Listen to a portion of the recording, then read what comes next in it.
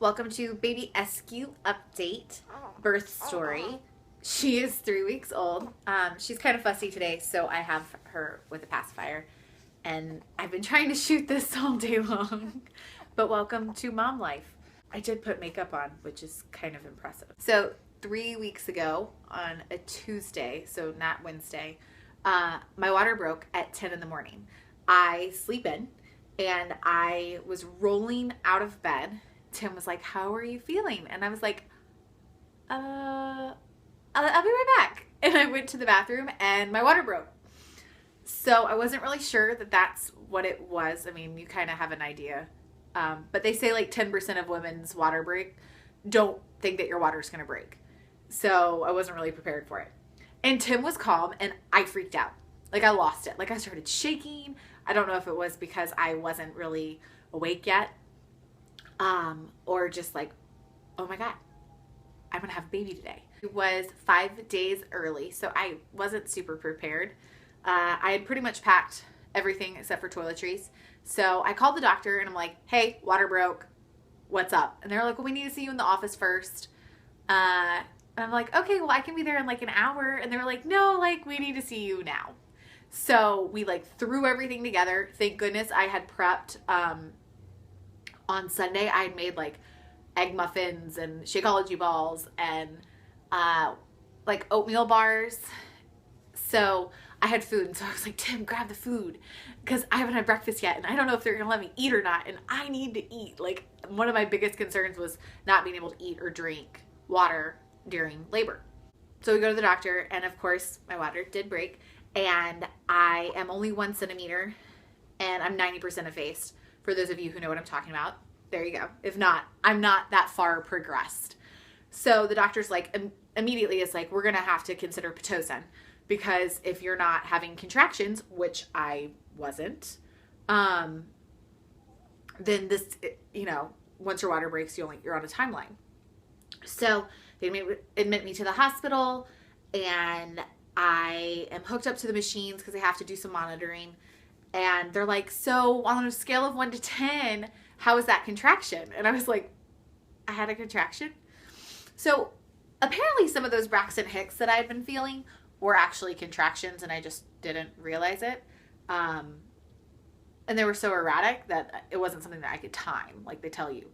So we decided not to do Pitocin, see how far I could go, because my water broke. Hopefully that progresses things. I am having contractions, whatever. So I get to 3 centimeters and they're like, "Do you want to do Pitocin?" And I was like, "Well, no, let's see. I mean, we still have time." So I got to 5 centimeters. And so that's halfway for those of you who don't know. And she's okay. So I got to 5 centimeters. And at this point I had started having rolling contractions where I wasn't stopping. Like I wasn't getting breaks in between. And I had not had any medication. I had not had any pain medicine or epidural or anything like that.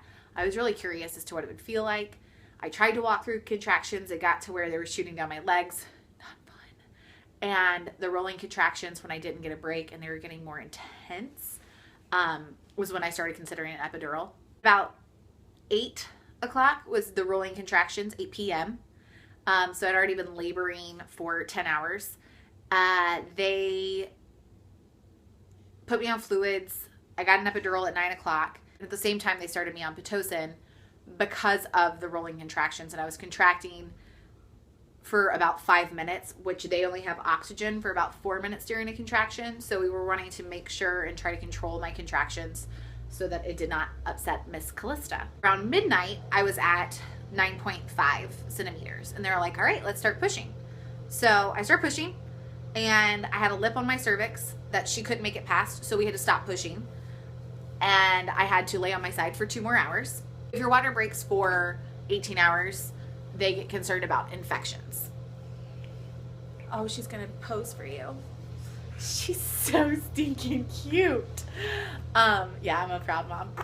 Yes, ma'am. What are you doing? You showing everybody your littleness? Okay. So I started pushing again at 2. 4 o'clock is our time limit for the 18 hours. And I pushed for just under 4 hours. She was stuck on my pelvis. We could not get her past. At the time, I was like, this is the most pain I've ever felt in my entire life. I had an epidural. I didn't think I was supposed to be feeling pain. And they're like, well, is it pressure or pain? And I'm like, I don't know. I honestly don't know. And I'm still having these rolling contractions, so there's no break. So I'm pushing like 10 times in a row. And it was the hardest thing I've ever done. Anyway, so she's born at 6:15 in the morning, and that's 20 hours. So she was born with meconium, so we weren't able to do the skin-to-skin that we wanted to do. We weren't able to delay the cord clamping like we wanted to do. Tim wasn't able to cut the cord, but whatever. Better be safe than sorry. Take care of her. So she's in the room with me, and they're taking care of her, making sure they had to do all these tests, more tests and blood cultures, because her and I have different blood type. And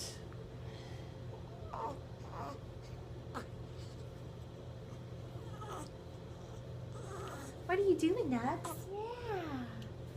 Okay, so they had to do all these extra tests on her because we have a different blood type. So we actually had to stay in the hospital for 48 hours to make sure she didn't develop an infection because of the prolonged labor.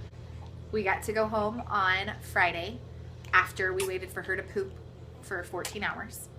So she was born at 7 pounds and 6.7 ounces, so 7'7", and she was 19 3/4 inches. Yes, ma'am. We think she has my eyes and Tim's face. She's got the longest toes ever, and it's so cute. And all in all, she's a really good baby. Nursing has been the hardest challenge that we've faced, but we are kind of already in a routine at 3 weeks, which is lovely. When I finally got to hold her, because of the them doing all the tests, I wasn't able to hold her, which was hard. I just wanted to hold her. And I looked at her, and it was like I knew her my whole life. And it sounds cheesy, and you hear all these things where people are like, oh, the love you have for your kid, and just, it's so instant, and this mom thing. And I know some people don't have that. Some people have it immensely. And I looked at her, and it was just like, hey, like, I know you. Like, I've known you forever. I looked at her face, and I knew her. And it's probably the coolest thing I've ever done. And so my days now are spent nursing and snuggling and trying to soak it all in. I have so many pictures on my phone of her, and I'm trying to take more videos. And she's still in newborn clothes, and she's starting to grow out, and I already want her to slow down. Oh, I guess I should tell you about her name. So Gail is my middle name, and it's also my mother's middle name. And I'm the oldest girl. So I wanted my oldest girl to have Gail and start traditions. There aren't a ton of traditions in my family, and so we started one. And Calista means most beautiful.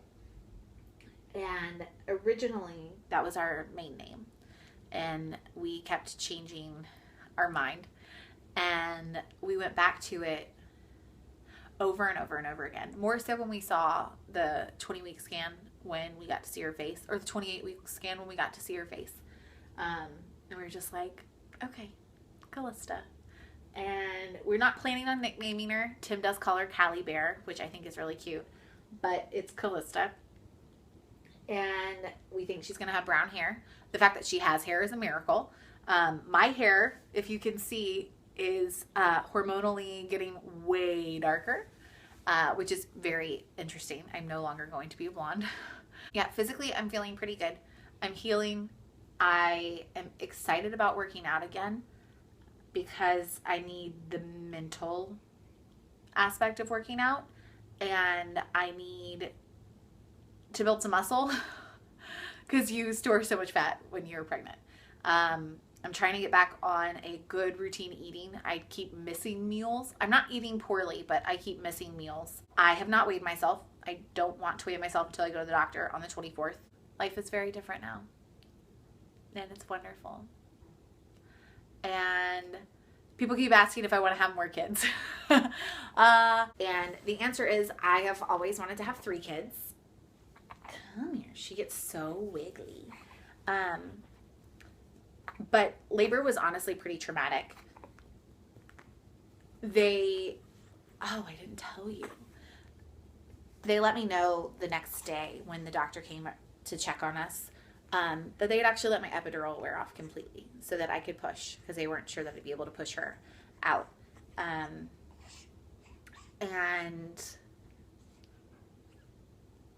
no wonder that was why I was feeling so much pain and pressure. It wasn't actually just pressure, it was pain. So I delivered naturally, pretty much is what the doctor told me. And I don't ever want to do that again, ever. I wasn't prepared for it with the rolling contractions. I wasn't. With her being stuck on my pelvis, I wasn't. I was stuck in my mom. So I was actually a C-section, emergency C-section baby, because of the same problem. So when that happened with her, I mentally had a really hard time because she wasn't moving. Like, she wasn't budging. Like, she was just stuck.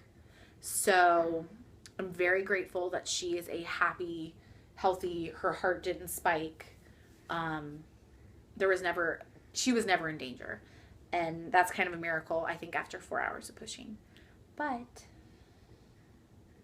it's all worth it. It was all worth it. I will have more children. I just need a little while to get over labor. But labor was fine. Delivery was not. That's what I told Tim. I could do labor again. I could labor up until 5 centimeters when I was contracting like crazy and having rolling contractions. I can handle that. I will get an epidural again. And I will push the button to make sure that I have an epidural no matter what.